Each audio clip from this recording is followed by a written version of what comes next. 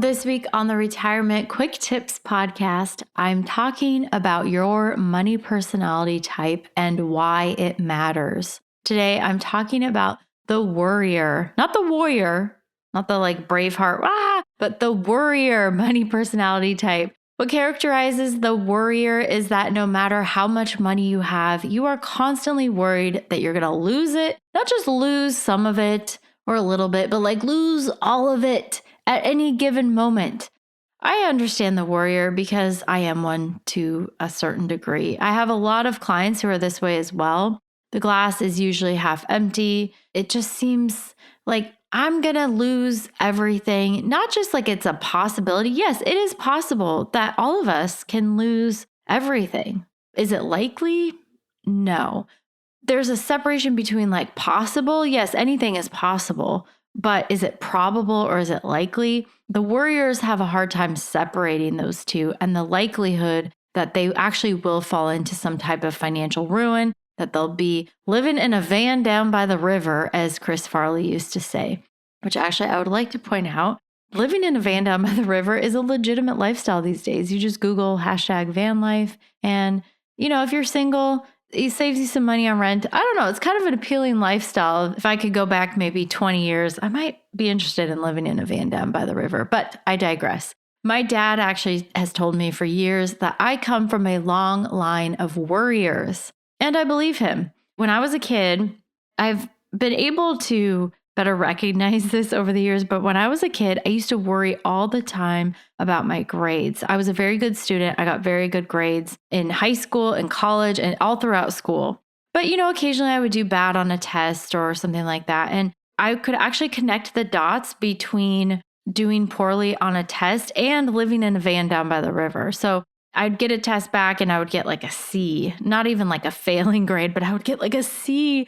And then I would be like, oh my gosh, my grade is going to be lower. This would be like 7th grade Ashley. My grade in math, which I struggled with in 7th grade, I got a C on the test. My grade in math is going to be bad. I'm going to get a C in math now because of this one test. Then I'm not going to get into the private college prep high school that I had set my hopes on. Then I'm not going to get into the college that I want to. Then I'm not going to get into the career that I want. Then I'm going to be homeless and living in a van down by the river, and not a good van, like a really old, smelly, bad van with like no windows or anything. Just sleeping on a metal floor in the van. And not even a good river, like a dirty brown river with logs floating in. Anyways, and I would do this all the time. And the poor 12-year-old version of Ashley, it would be like a nice stick to like get my butt in gear and improve and work hard to improve. But it is a tortured way to live. And so other than the psychological torture that worriers constantly put themselves through, when it comes to money, a worrier is often too risk averse. They may have way too much cash in their bank account, especially when you look at it compared to their total net worth or their other investments. They might have like half or 60 or 70% of their entire net worth, their entire liquid net worth, just sitting in a bank account earning like $4.50 of interest a year. We can't be doing that. So a worrier, you really need to fight hard against the tendency to have money just to make you feel more secure and invest it in ways instead that are going to provide some growth.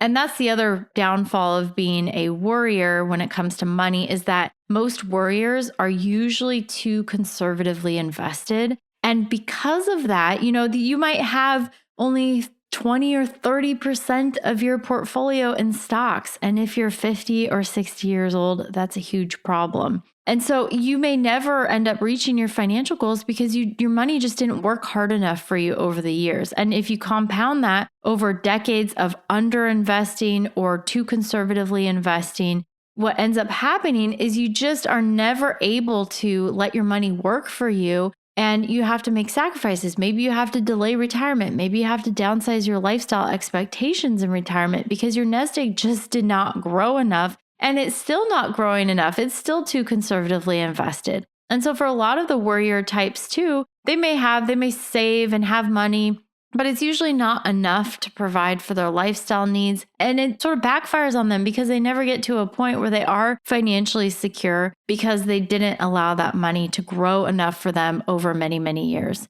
And the truth is that when you consider inflation and taxes for these ultra conservative worrier types, you're actually often experiencing losses in real terms, which is very cruel.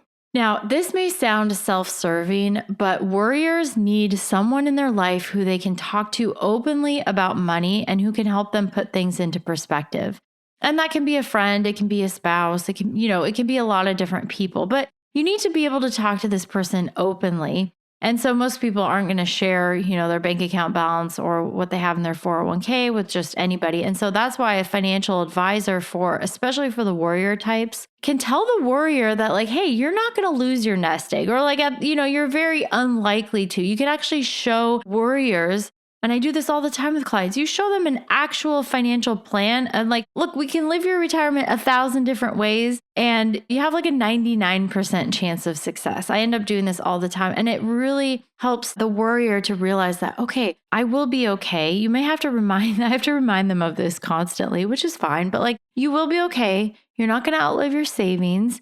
We can come back to reality and not let those worries run away with you or cause you to make poor financial decisions that could actually, in fact, backfire and jeopardize your actual chances of success in the long run because you were too conservative. You were putting it all under the mattress and not letting it work enough for you.